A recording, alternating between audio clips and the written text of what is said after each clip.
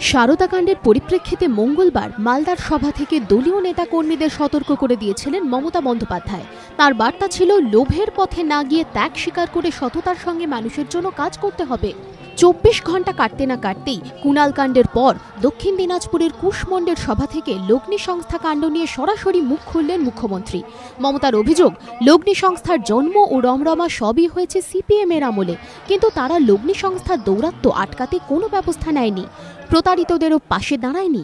কিন্তু শারদাকাণ্ডের পর তাঁর সরকার অভিযুক্তদের গ্রেপ্তার করেছে, 2.5 লক্ষ আমানতকারীকে টাকা ফেরত দিয়েছে, কমিশন করেছে। বামফ্রন্ট সরকার আপনাদের আমলে 35 বছর আপনারা ছিলেন, সেই 80 দশকের সঞ্চয়টা শুরু হয়েছিল, একটা পয়সা কাউকে ফেরত দেননি। আর আমাদের সরকার অ্যারেস্ট করেছে এবং প্রায় 2,50,000 লোকের টাকা ফেরত দিয়েছে গরিব লোকেদের। আরো আমরা আগামী দিন দেবো যতটা পারবো। আমরা জুডিশিয়াল কমিশন তৈরি করে দিয়েছি। শারদাকাণ্ড নিয়ে বিরোধীরা প্রথম থেকেই সরব। তৃণমূল থেকে সাসপেন্ড হওয়া সাংসদ কুণাল ঘোষের গ্রেপ্তারের পর তারা সুর আরও চড়াচ্ছে। এই পরিস্থিতিতে বিরোধীদের উদ্দেশ্যে মুখ্যমন্ত্রী পাল্টা আক্রমণ করে বলেন, জবাব তাঁরা দেবেন না।